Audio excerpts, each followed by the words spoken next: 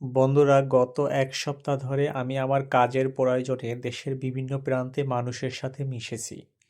রিকশাওয়ালা, দোকানদার, চাকরিজীবী, ব্যবসায়ী, সব শ্রেণীর মানুষ। আর একটা প্রশ্ন প্রায় সবাই আমাকে করেছে, ভাই, আপনি কাকে ভোট দিবেন? আপনি কোন দল করেন? আমি কিন্তু কখনোই কোনো দলের নাম সরাসরি বলিনি। আমি উল্টো প্রশ্ন করেছি। আমি বলেছি, আমি চাই এই দেশে ন্যায় বিচার প্রতিষ্ঠিত হোক।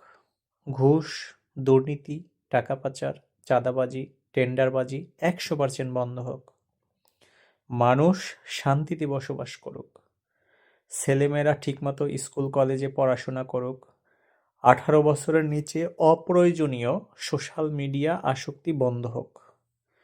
নারীরা নিশ্চিন্তে ঘর থেকে বের হয়ে কর্মক্ষেত্রে যাক, আবার নিরাপদে ঘরে ফিরুক। গুম, খুন, বিচার বহির্ভূত হত্যা বন্ধ হোক। এই দেশ থেকে চিরতরে ধর্ষণ বন্ধ হোক। আর সবচেয়ে গুরুত্বপূর্ণ কথা, দেশের উন্নয়নের সবচেয়ে বড় বাধা দুর্নীতি। এই দুর্নীতি বন্ধ হোক। তারপর আমি বলেছি, এই কাজগুলো যে দল করতে পারবে আমি তাকেই ভোট দিব। আপনারা বলুন, আমি কাকে ভোট দিব?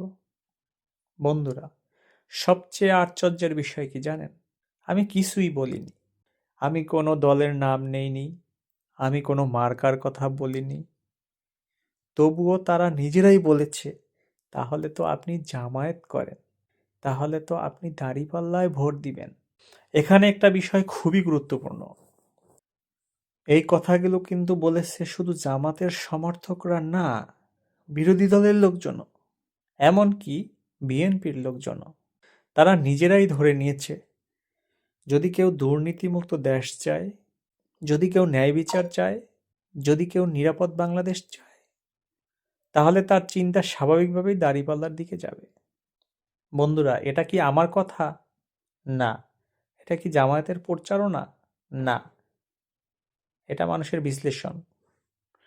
এটা সাধারণ মানুষের উপলব্ধি। আমি কিছুই বলিনি। তারা নিজেরাই সিদ্ধান্তে পৌঁছে গেছে। এটাই সবচেয়ে বড় বাস্তবতা। আমাদের দেশের মানুষ এখন আর স্লোগানে বিশ্বাস করে না। মানুষ এখন ফলাফল চায়। মানুষ চায় চোরকে, সৎকে, দেশের টাকা কে লুট করে, দেশের টাকা কে বাঁচাতে পারে।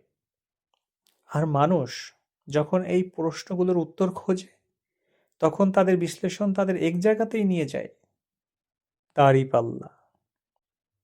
আমি বলছি না, আমি কাউকে জোর করে কিছু বোঝাচ্ছি। আমি শুধু বলছি, আমি যা চেয়েছি। মানুষ সেটার সাথে যে দলকে মিলিয়েছে, সেটা কিন্তু আমি না, তারাই। এখন প্রশ্ন একটাই, ২০২৬ সালের ১২ই ফেব্রুয়ারি আমরা কি আবার আবেগে ভোট দিব, নাকি বিশ্লেষণ করে ভোট দিব? আমরা কি আবার দুর্নীতিকে সুযোগ দিব, নাকি দুর্নীতির বিরুদ্ধে অবস্থান নেব? আমি সিদ্ধান্ত দেইনি, সিদ্ধান্ত দিয়েছে সাধারণ মানুষ। আপনার সিদ্ধান্ত কি? ভেবে ভোট দিন, বুঝে ভোট দিন, দেশের উন্নয়নের জন্য ভোট দিন।